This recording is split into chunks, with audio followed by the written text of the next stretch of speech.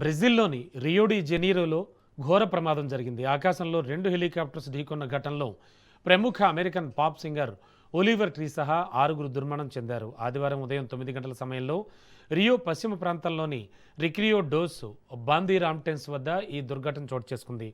యూరోకాప్టర్ AS-350 bell 2006 రకాలకు చెందినటువంటి 2 హెలికాప్టర్లు గాల్లోనే ఢీకొని ముక్కలయ్యాయి. ఈ శకలాల సమీపంలోని చైనాకు చెందిన BYD ఎలక్ట్రిక్ కార్ల పార్కింగ్ యార్డులో వచ్చిపడ్డాయి. దీంతో అక్కడ నిలిపి ఉంచిన 20 లగ్జరీ కార్లు పూర్తిగా దగ్ధమయ్యాయి. ఎలక్ట్రిక్ కార్లలోని లిథియం అయాన్ బ్యాటరీల కారణంగా మంటలు వేగంగా వ్యాపించాయని, వాటిని ఆర్పడం సవాలుగా మారిందని అగ్నిమాపక సిబ్బంది తెలిపారు.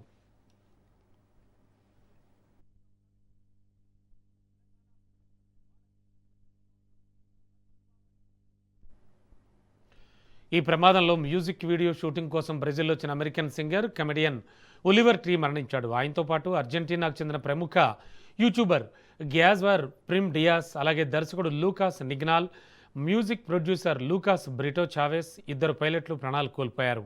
Life goes on, miss you వంటి పాటలతో ఒలివర్ ట్రీ ప్రపంచవ్యాప్తంగా కోట్లాది మంది అభిమానులను సంపాదించుకున్నాడు. ప్రమాదానికి ముందు రోజు రియో వీధుల్లో ఫుట్బాల్ ఆడుతున్న వీడియోను ఆయన సోషల్ మీడియాలో పోస్ట్ చేశారు.